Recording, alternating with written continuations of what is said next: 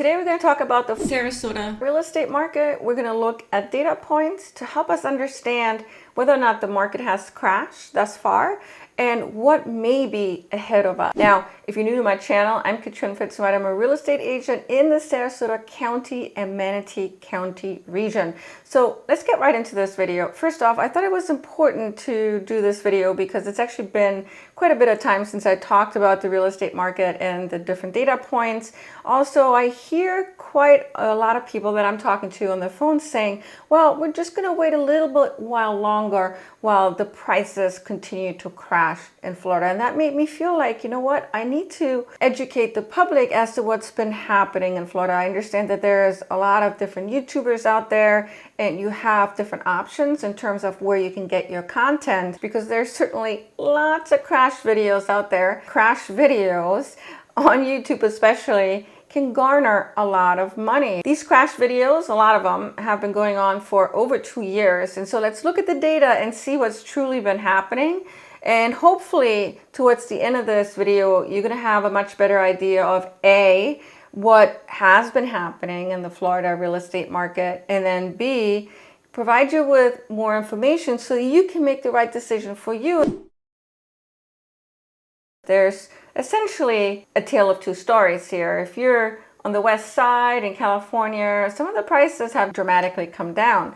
Now, if you're in Florida, prices have held up, or in some cases have even gone up. Now, I always refer to the median price and not the average price. And that's because it's a much better indication of what the market truly is doing. And so what I wanted to share with you is a definition of the median price. And the reason why I'm bringing this up is because I still see quite a lot of people talking about the average price. And the average price certainly has its place when it comes to analysis, but not when we're looking at a general market trend analysis. Okay, so I'm going to read this to you. The median sales price is the preferred metric when understanding the marketplace.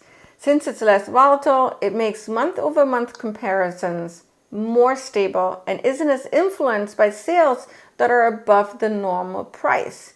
So in statistics speak, that one high-priced home sale will be an outlier because its price is outside of the typical sales price in that area.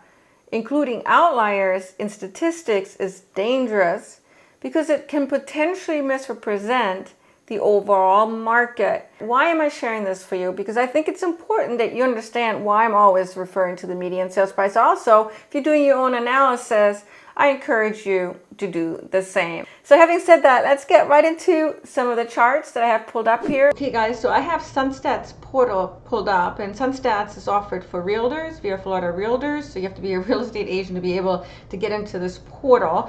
And right now we're looking at the Northport, Sarasota, Bradenton region. I can't narrow it down any more than that, unfortunately.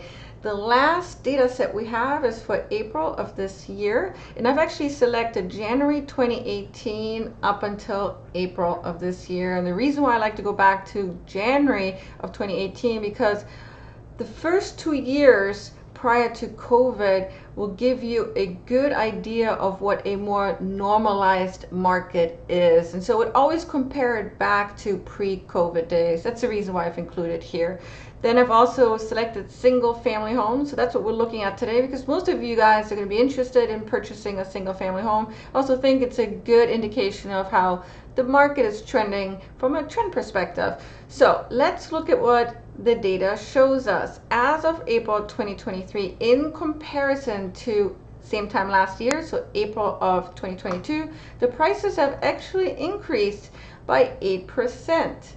And it's now at $540,000, where last year it was $500,000. In data analysis, what you always want to do is compare it to the same time last year. And then of course also understand what the month-over-month trend line is looking like. Typically, during this time of the year, the prices will go up because it's considered our peak season. And then usually it slows down in the summertime. Prices continue to drop into Q3 and Q4 up until the next following year. kicks back up again in spring. Of course, there's so much more that kind of goes into it, but just know that when it comes to the real estate market, there's seasonality involved, and that's why we always start looking at prices first year over year, and then what it's doing from a monthly trend perspective. So prices essentially have been trending up year over year since the beginning of this year and have not once been below same time last year. I actually believe that throughout the summer we might actually be in the negative when compared to same time last year. And there's really two reasons or three reasons why that is. In February of this year, the interest rates shot up for quite some time. Now they're starting to trend back down, but at the same time we had the debt ceiling issue and the bank crisis, and a lot of people were sitting on the sidelines, and I do think we're going to see the effects of that probably sometime in the summer. But I don't believe that in the midterm we're going to see prices come down. As a matter of fact, there's still a supply shortage, and most economists are in agreement that prices will continue to go up in 2024. Now let's move on to the next slide, and we're looking at closed sales.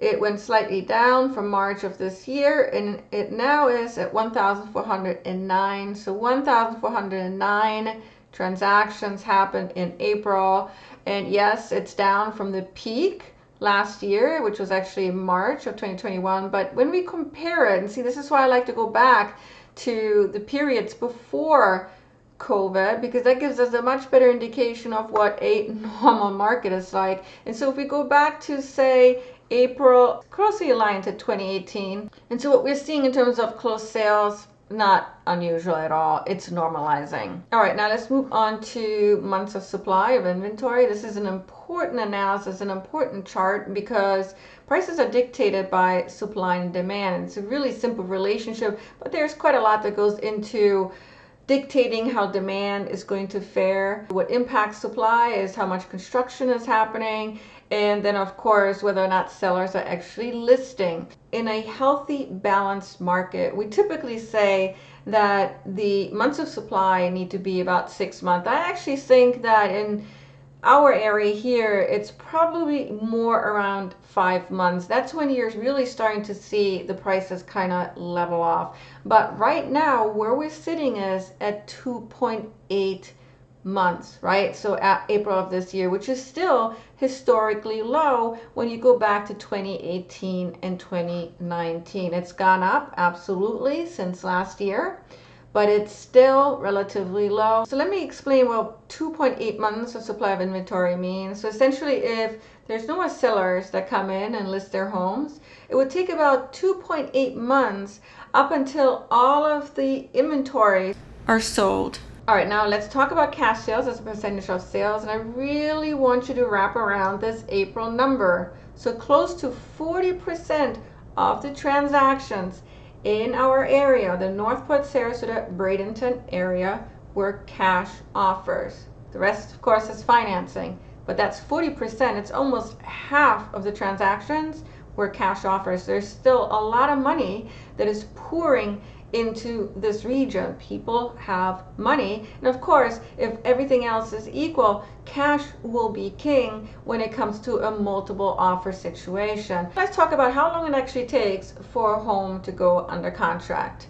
Median time to contract as of April of this year, it took about 23 days. So if you see a home that is still on the market and it's been over a month, I wouldn't necessarily panic. It's not unusual. Now, if you're seeing a house that's on the market that is way beyond this 23 days, assume it's 100 days, it's still on the market. It typically is because the price is way too high. Let's talk about median percent of original list price. This is an interesting one because I hear a lot of people saying that they're seeing all these price drops. The prices must be crashing. Well, you've seen when we looked at median prices and compared it to last year, prices aren't down. I can tell you from personal experience that a lot of sellers are going crazy with these prices like it's 2021. Sellers are still shooting for the stars. They don't get the stars. They start lowering the prices. That's in most cases what's happening. And so when we look at median percent of original list price, how much are sellers getting right now of list price? 96%. I hear a lot of people saying that during a recession, the real estate market has to be crashing because people are going to be losing their jobs, people are going to have to foreclose on their homes, and the stock market is going to tank, so people are going to lose a lot of money. And what I wanted to do is show you this chart here. It indicates the median sales price of houses sold for the United States. This is actually for new residential homes, but it's going to give you a good idea of how prices fluctuate during recessions. So what you'll see here is yearly prices from 1963 all the way up to 2022. And in gray are US recessions. And so notice the line here. These are the prices going into the recessions. 1970 prices actually have gone up. 1974 prices have gone up. So they either go up or they're holding steady, for the exception of 2008. But that is different, right? We're not in the same situation because people can actually afford the homes that they've purchased. So now a natural question to ask is, why do the prices hold pretty well during a recession? And I think there's essentially two reasons for it, probably more, but two reasons that come to mind here for me. And that is, first off, those people who have money invested in the stock market may want to pull that out because the stock market typically gets hit pretty hard during a recession. And many of them may want to put it into the real estate market because it's considered a much safer investment. Also, during recessions, the mortgage interest rates typically come back down again, and so it does open up opportunities for many people. Just to kind of finish this part out here, talking about the recession, this is what Sean Snaith actually said. Compared to what Florida went through in the two previous recessions, the next recession will be more akin to a tropical depression. And I can tell you, I would take a tropical depression over a hurricane any day. So I hear a lot of you guys saying the prices have gone up so much over the last 2 or 3 years. It's got to be a bubble. There's just no way it can continue to go up, right? And so what I've decided to do is to look at historical data up until 1963. And this is actually for new residential sales. And so I went back and analyzed the data. This is actually from the Federal Reserve economic data, to see what the percentage changes were year over year. And so basically anything you see marked in red, percentage changes, are in the negative.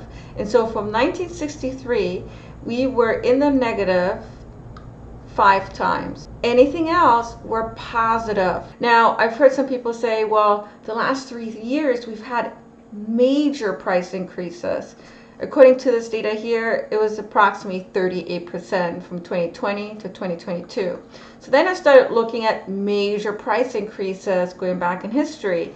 And I came to 1976 to 1978, where prices grew by 37%. And then see what happened after that. It just continued to grow. But it wasn't until 13 years later when prices dropped, and then in this case actually just slightly, by -2%. And so can prices continue to increase into 2024 and 2025? I think absolutely, if demand outpaces supply. Prices are dictated by supply and demand.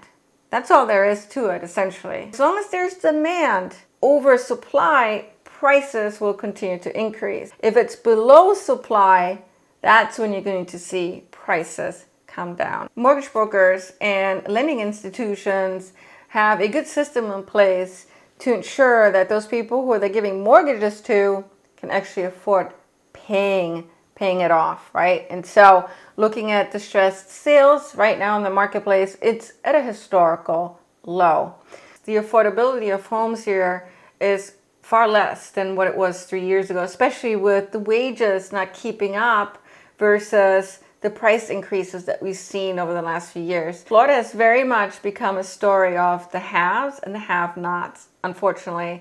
And those people who have the money to purchase, who have the income to afford a mortgage, many of them don't even reside in Florida. Many of them are coming from places such as New York, New Jersey, Chicago, California. And that demand has increased, especially since COVID days, because of remote work possibilities. So the question you have to ask yourself is, will there be continued demand going to Florida? Is remote work here to stay? And will the mortgage interest rates go back down again? Now do me a favor, if you found value in this video, like this video, does help out the video's performance, also the channel's performance. If you have any questions in terms of the real estate market, call me, email me anytime. And if you're looking to purchase or sell in the Sarasota County, Manatee County area, I would love to be your realtor of choice. Call me, email me anytime. And thank you so much for tuning in today. I always appreciate when you guys do. Take care.